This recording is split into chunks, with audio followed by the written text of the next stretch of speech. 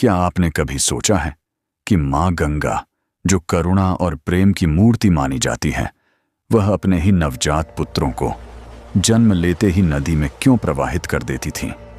क्या यह क्रूरता थी या इस घटना के पीछे कोई गहरा रहस्य, कोई दिव्य कारण छिपा हुआ था? आज हम उसी रहस्य को खोलेंगे जो महाभारत के आरंभ में छिपा है। कहानी शुरू होती है 8 वसुओं से, देवताओं का वह समूह जो अपनी तेज, अपनी दिव्यता और अपनी पवित्रता के लिए प्रसिद्ध थे। लेकिन एक दिन इनमें से एक वसु, द्यौ, ने एक गंभीर गलती की। ऋषि वशिष्ठ के पास एक दिव्य गौ थी, नंदिनी। उस गाय में अनगिनत चमत्कारिक शक्तियां थीं। द्यौ ने लालच में आकर उसे चुराने की योजना बनाई। ऋषि वशिष्ठ क्रोधित हुए और उन्होंने 8 वसुओं को श्राप दे दिया कि वे स्वर्ग छोड़ दहकर मनुष्य योनि में जन्म लेंगे। देवताओं के लिए यह श्राप था, क्योंकि मनुष्य जीवन दुख, मोह और पीड़ा से भरा होता है। श्राप से भयभीत 8 वसु गंगा माता के पास पहुंचे। उन्होंने कहा, माता, हमें मनुष्य शरीर पाना ही होगा, लेकिन कृपया हमारा जन्म छोटा कर देना ताकि हम तुरंत श्राप से मुक्त हो जाएं। गंगा माता ने उनकी प्रार्थना स्वीकार की और उन्होंने वचन दिया कि वे उनके मानव रूप में जन्म लेंगी और जन्म लेते ही उन्हें मुक्त कर देंगी। यही वह क्षण था जब गंगा माता का निर्णय तय हो गया था। अब इस कहानी में प्रवेश होता है राजा शांतनु का। एक दिन उन्होंने गंगा को देखा और पहली ही नजर में उनसे प्रेम हो गया। गंगा ने विवाह के लिए एक शर्त रखी। राजन, आप मेरे किसी भी कार्य में हस्तक्षेप नहीं करेंगे। अगर आपने ऐसा किया तो मैं आपको छोड़कर चली जाऊंगी। शांतनु ने यह शर्त स्वीकार कर ली।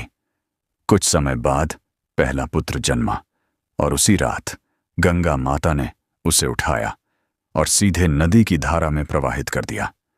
राजा शांतनु स्तब्ध रह गए, लेकिन शर्त के कारण चुप रहे। 1, 2, 3 ऐसे 7 पुत्रों को गंगा माता नदी में प्रवाहित करती रहीं। हर बार शांतनु के हृदय में दर्द बढ़ता गया, परंतु वह कुछ नहीं कह सके। जब 8वां पुत्र हुआ और गंगा माता उसे भी नदी की ओर ले जाने लगी, तो शांतनु और सह नहीं सके। वे दौड़कर बोले, देवी, ये तुम क्या कर रही हो? ये मेरा पुत्र है। गंगा माता मुस्कुराई। वचन, तुमने वचन तोड़ दिया है, अब मुझे जाना होगा। लेकिन इस बार उन्होंने पुत्र को नदी में नहीं डाला और यहीं इस पूरी घटना का रहस्य सामने आता है। गंगा ने कहा, ये बच्चे साधारण बालक नहीं थे, ये 8 वसु थे जो ऋषि वशिष्ठ के श्राप से मुक्त होने आए थे। पहले 7 वसु तुरंत मुक्ति चाहते थे, इसीलिए मैंने उन्हें जन्म लेते ही दिव्य लोक लौटा दिया। लेकिन ये 8वां वसु, द्यौद, सबसे अधिक दोषी था। उसे पूरा मानव जीवन जीने का श्राप मिला था। यही 8 वसु था। पुत्र आगे चलकर भीष्म पितामह कहलाया। गंगा ने बालक को तप और विद्या से महान बनाया और बाद में शांतनु को सौंप दिया। तो यह कहानी क्रूरता की नहीं, बल्कि एक वचन, एक श्राप और एक दिव्य उद्देश्य की है। माता गंगा ने अपने पुत्रों का अंत नहीं किया, बल्कि उन्हें श्राप से मुक्त किया और दुनिया को दिया महाभारत का सबसे महान वीर, भीष्म पितामह। अगर आपको ऐसी पौराणिक कहानियां पसंद हैं तो लाइक, शेयर और सब्सक्राइब जरूर करें।